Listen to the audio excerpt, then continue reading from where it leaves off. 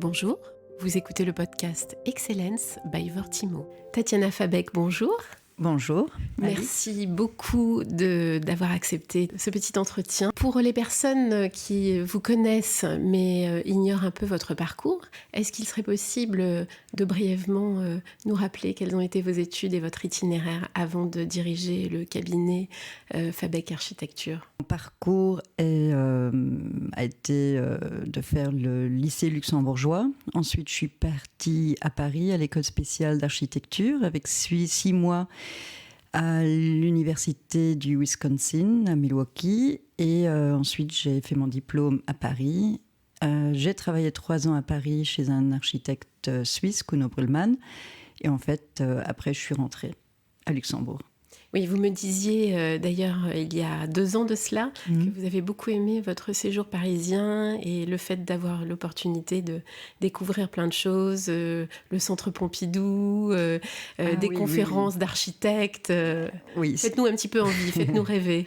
Alors il est vrai que j'ai choisi Paris, peut-être pas par rapport aux écoles, mais par rapport à tout ce que je connaissais déjà de Paris, parce que je connaissais déjà très très bien Paris avant d'y aller.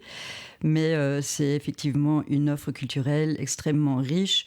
Et quand je regarde dans l'architecture, entre l'IFA, l'Institut français d'architecture, le pavillon de l'Arsenal, les Midis du Louvre, enfin plein de conférences qui se sont tenues. On a vu, par exemple, effectivement à l'époque, Herzog et de Meuron qui présentaient leur projet à Londres. Qui sont des architectes, pour je le spécifier à nos éditeurs, qui sont des architectes contemporains basés en Suisse, je crois. Exactement. Ou alors il y avait Dominique Perrault à l'époque, il avait une 30aine d'années quand il a présenté en maquette son projet de la bibliothèque. En tout cas, j'ai vu beaucoup d'architectes là-bas dans des conférences, donc extrascolaires. Et ça, c'était dû à Paris. J'aurais pas eu cette opportunité-là, peut-être dans une ville un peu plus petite. Donc oui, j'ai été et Paris. Quand j'y vais, je me sens à la maison, encore toujours aujourd'hui. Et le Wisconsin, c'était dans le cadre de vos études un genre d'Erasmus, c'est ça ? Exactement, c'était 6 mois d'échange. Et là, ce qui était très bien, c'est que comme c'était tout près de Chicago. Et comme Chicago, une fois que j'avais découvert Chicago, j'aimais bien y aller. Donc j'y suis allée très souvent les week-ends avec des copains avec lesquels on avait acheté une petite voiture pourrie. Et donc je trouvais, avec du recul, je trouve que c'est assez marrant et assez... disons, aujourd'hui, je n'oserais plus faire ça. Mais non, ça c'était une vraie découverte. C'était surtout une découverte de voir de voir Chicago et les États-Unis par rapport à notre culture ici et par rapport à là j'ai eu l'opportunité de visiter plein de projets de Frank Lloyd Wright. Et dans un cadre donc où on avait le temps de le visiter, c'était pas une semaine de trip là-bas, il fallait tout voir, mais on avait plein de temps pour visiter. Le luxe du temps, oui. Exactement. Parfait. Et pour en revenir à votre profession d'architecte, diriez-vous que c'était une vocation ou un peu les hasards de la vie qui n'en sont pas du reste ? Une vocation, non, mais j'ai fait la section artistique au lycée à Luxembourg. Et donc, vu aussi mon background, mes parents très liés dans l'architecture et dans l'art, on a baigné dans ça depuis ma toute petite enfance. Et donc, en fait, l'architecture pour moi, c'est l'art des arts. Et donc, quelque part, je ne regrette pas d'avoir choisi ce métier qui, effectivement, est tellement varié tous les jours et qui reste dans ce domaine quand même que je préfère à beaucoup d'autres. Disons, je me verrais mal dans un autre univers que celui de l'architecture. À quel âge avez-vous su que c'était l'architecture ? Oui, 15, 16, 17 ans, je me suis dit... Puis j'aimais bien la géométrie descriptive. Je trouvais que c'était pas mal comme branche. J'aimais bien aussi l'histoire de l'art, l'histoire tout court. Et puis, oui, et en fait, j'avais envie de faire une discipline qui puisse m'amener... comment dire, que si jamais j'allais pas choisir vraiment le métier d'architecte, que beaucoup d'autres voient serait quand même ouverte. Et donc, je m'intéresse beaucoup au graphisme, au design. Et donc, l'architecture est quand même, voilà, un petit peu la maîtresse de tous ces univers-là. Vous avez 2 enfants, Tatiana, un garçon et une fille. Exact. Avez-vous fait des émules? Écoutez, non. Pas encore. Disons que mon fils, il a choisi une autre direction. Et par contre, ma fille, elle est encore trop petite. Mais par contre, elle me dit effectivement, soit elle veut devenir architecte, soit avocate. Alors, 2 solutions. 2 solutions. Pas mal. Voilà. Ça aurait pu être plus Mais vague. elle est encore beaucoup trop jeune. Donc, et de toute façon, je vais pas... c'est toujours sympa quand les enfants choisissent des matières dans lesquelles on aime également. Mais à voir. À suivre, affaire à suivre. Peut-être dans quelques années, nous l'interviewerons. Exactement. Et par rapport à votre profession d'architecte et l'évolution de la société, comment nourrissez-vous votre art? Puisque on parle d'artisanat, c'est un métier d'artisanat, donc comment viennent les inspirations? Comment on se renouvelle? Alors en fait, mon métier consiste vraiment dans un métier de... Comment dire? À la base, il faut être curieuse ou curieux, puisque...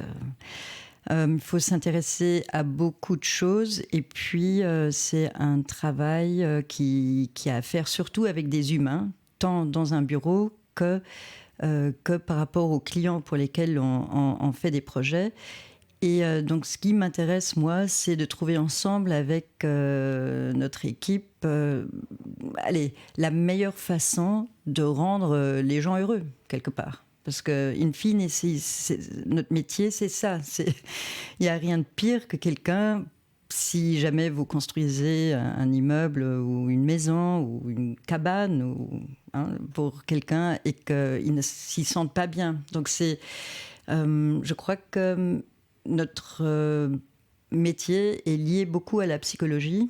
Il faut écouter, il faut être à l'écoute, il faut s'intéresser pour le sujet, parce que les sujets sont extrêmement variés. Un jour, on travaille sur une partie d'université, l'autre jour, on travaille sur du résidentiel, sur de la scénographie, donc en fait, c'est extrêmement varié.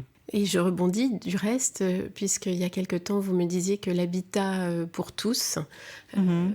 J'entends par là, pour les personnes qui ont éventuellement des revenus plus modestes, était une de vos préoccupations? Alors, on travaille effectivement actuellement sur des projets, des projets plus sociaux, mixtes. Mais alors là, c'est plutôt des acteurs comme Fonds du Logement ou la SNHBM. Ce sont des projets très intéressants, bien qu'on n'a pas un contact direct avec les clients dès qu'on est en conception de projets résidentiels, puisqu'on ne connaît pas forcément les futurs utilisateurs. Bien sûr. Par contre, ce qui est intéressant, c'est la mixité des programmes et puis de voir en fait que la qualité de construction de logement social à Luxembourg, elle est extrêmement élevée. Et ça, c'est une énorme chance aussi pour les gens qui ont éventuellement moins de revenus pour accéder à un logement. Ce qui est proposé aujourd'hui sur le marché est de haute qualité. C'est à l'image du Luxembourg, je dirais. Oui, disons que ce sont des projets qui vont souvent rester... Enfin, ça dépend des opérations, mais c'est souvent des projets qui restent dans le portefeuille. Et donc, ce sont des projets qui sont faits avec beaucoup de soin par rapport aux détails, à la pérennité des matériaux. Et donc, moi, je dis toujours, il faudrait que chaque bâtiment puisse au moins tenir les 40 prochaines années. Et donc, voilà, et là, il y a des choix de matériaux à faire. Et il y a certains matériaux qui ne s'adaptent pas à cette longévité. Du coup, voilà, c'est intéressant de travailler sur des projets destinés à différentes personnes. Mais en fait, ce que je voulais te dire, il me semble, chère Tatiana, que le Luxembourg a quand même une conscience du sujet de la qualité plutôt que la quantité. Qu'est-ce que vous en pensez ? Disons qu'il y a une forte demande, donc il va falloir pouvoir répondre à cette demande. Oui. Par contre, la qualité, effectivement, nous, ce qu'on voit dans les demandes de nos clients par rapport au logement abordable, logement à coût modéré, etc., c'est que ce sont des très très bonnes constructions qui n'ont aucune différence avec des constructions plus classiques. Donc, quelque part, et c'est très bien parce que on ne peut du coup pas dire tiens, ça c'est un logement destiné à telle catégorie de personnes et ça c'est un logement destiné à une autre catégorie. Et voilà, donc et c'est toujours ce que j'ai aimé à Luxembourg, c'est la même chose, ça commence dans les écoles primaires, c'est que en tout cas dans les écoles publiques, il y a un mix qui fait que ça se passe bien au Luxembourg. C'est ça, et peut-être un nivellement par le haut. Oui, et j'ai toujours trouvé qu'on a le mix des gens, des nationalités, etc. Ça commence déjà à l'école primaire. Et ça, c'est une chance parce que je ne suis pas sûre que ce soit pareil comme ça dans d'autres pays où déjà il y a moins la capacité d'avoir un mix, parce qu'ici au Luxembourg, vu qu'il y a pas mal de francophones quand même qui viennent, donc c'est beaucoup plus facile de s'intégrer. Et ça se reflète après aussi, je trouve, dans la création de quartiers. Il n'y a pas de ghettoisation. En tout cas, je ne connais pas vraiment beaucoup de projets où il y aurait une partie que réservée à une certaine catégorie de personnes, parce qu'en fait, il y a un mix dans les immeubles eux-mêmes avec une obligation de faire du logement social dès qu'on dépasse un certain seuil. Enfin, je n'ai pas maintenant en tête totalement le ratio. Voilà, mais très bien. Je pense que c'est un sujet sur lequel on pourrait gloser des heures et des heures. Moi, il y a un autre sujet un peu brûlant sur lequel j'aimerais avoir votre avis, et nos auditeurs aussi, j'imagine. C'est celui de l'intelligence artificielle. Est-ce que le métier d'architecte, la profession d'architecte comment vous la voyez évoluer par rapport au pas de géant que sont en train de faire les concepteurs de l'intelligence artificielle ? Oui, alors effectivement, moi, je me suis posé cette question et je me suis vraiment posé la question, quel sera le métier de l'architecte dans le futur ? Parce qu'à mon avis, si ce n'est pas déjà faisable, aujourd'hui, peut-être on peut avoir un outil d'intelligence artificielle où on va dire, voilà, le terrain, il est situé là. J'aime une maison de style, Alvar Aalto, et on pourra... Oui, quelques secondes, et peut-être la maison qui va s'en sortir, ou l'immeuble qui va s'en sortir, tiendra compte de toutes les contraintes pour les personnes à mobilité réduite, pour l'ITM, enfin, tout ça, ce que nous, avec des humains, on recherche, et que c'est assez compliqué.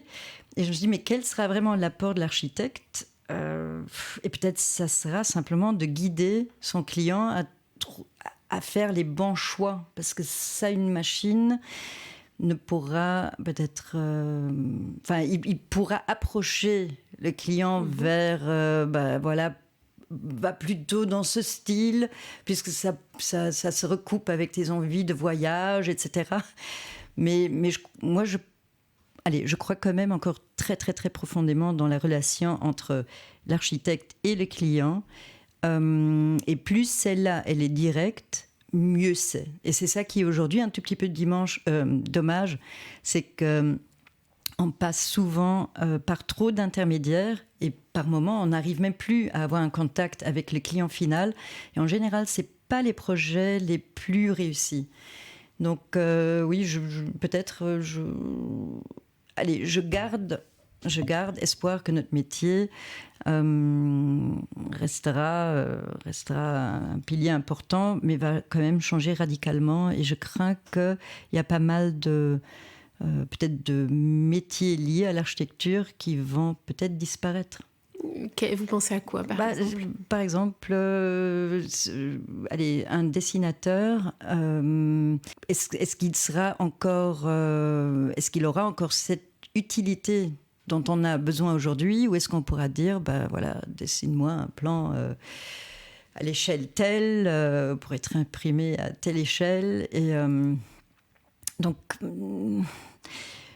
Mais disons que l'intelligence artificielle, oui, je crois qu'on va devoir déjà se former, parce que ça passera par là. Et donc peut-être les 5 prochaines années vont être dédiées à ça. Et puis c'est les nouvelles générations d'architectes en devenir qui vont un petit peu révolutionner le marché ou pas. Mais la relation, c'est un peu comme un médecin et son patient. Tout ne passera pas uniquement par la machine. Par la machine. L'humain est encore nécessaire. Je pense, j'espère en tout cas. Et alors justement, pour les jeunes architectes en devenir qui nous écoutent, est-ce que vous avez des conseils à leur donner ? Oui, d'être positif, de s'intéresser à tout, d'avoir de l'empathie, et de regarder peut-être ce que l'histoire nous a appris, de rester éveillé, d'être ouvert. Tatiana Fabec, je vous remercie infiniment. Merci, cher Alix. Bonne journée, au revoir. Bonne journée.